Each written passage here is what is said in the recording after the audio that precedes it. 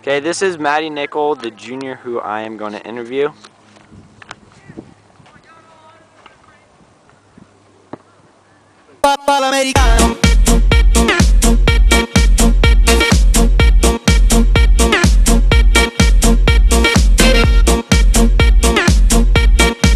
It seems that one of the messages the author was trying to convey is the importance of independent thinking and questioning absolute authority. Do you think this message is important today? Okay. Pause, it froze up. Yes, I do think this message is very important today because it's always important to be able to think on your own and form your own beliefs and not just listen to what the authorities or other people tell you, and just form your own opinions and your own ideas and beliefs.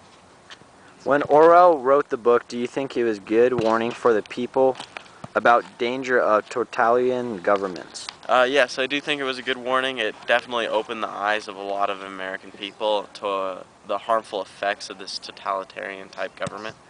So yes, I would say it was effective.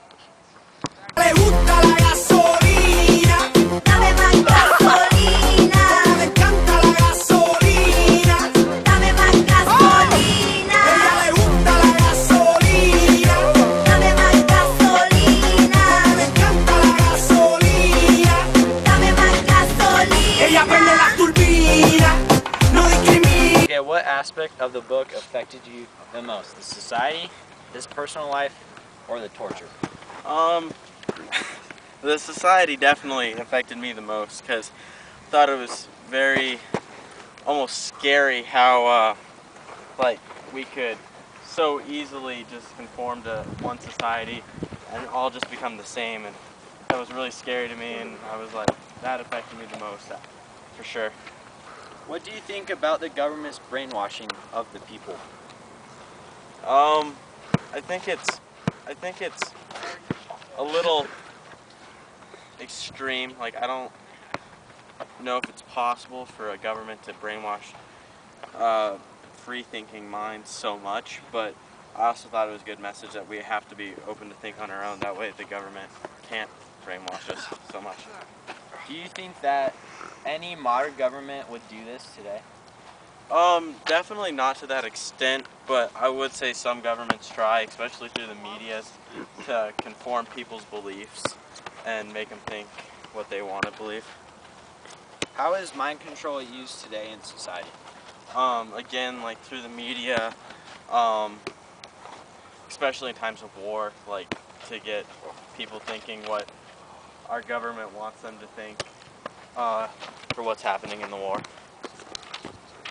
They use propaganda in a lot of posters, banners, and 2 minutes of hate. Can you think of any example of propaganda in outrageous life today?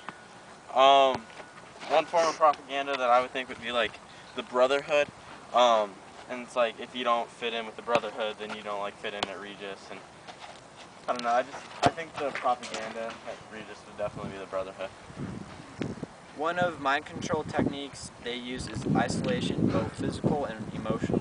Do you think this is a parallel to our lives today? Somewhat, with like parents and them using like scare tactics, almost like if you don't get good grades and you're not going to go to a good college, or like, that was a nice kick, and then like you're not going to get a good job. So in a way, parents a little bit.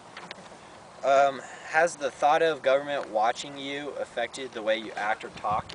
Not at all. I always try to just be myself, and I'm not one who personally believes that the government is always watching us. So. Do you believe all the stories on the news are true, or are they just scare tactics? I wouldn't say scare tactics necessarily, but I wouldn't say that all the stories on the news are true. I think some are definitely false or made up to get people thinking the way the government wants us to think, or the way thinking about stuff the government wants us to believe. Do you ever do something purely because authority says so, or just that part? Okay, do you ever do something purely because authority says so, even if you don't want to? If so, what? Yeah, a couple of things, like speeding. I don't speed when I drive because the government says not to, and I don't want to get a ticket. I'm tucking my shirt in right now because the government says to. The government at Regis, of course, says to tuck in your shirt. So I'm tucking in my shirt that way I don't get in trouble. So, yeah. The English department head is considering removing the book 1984 from the sophomore curriculum next year. What do you think about that? I personally think that would be an awful idea because, one, I really enjoyed the book. I really enjoyed reading it. And two, it's a great book for teaching us about what was going on during that time in history. So I think that'd be a bad idea. Okay, thank you, Manny. Got a new sound go round. She might have left my hood, but she was born in my town. You didn't know that we was new on the scene.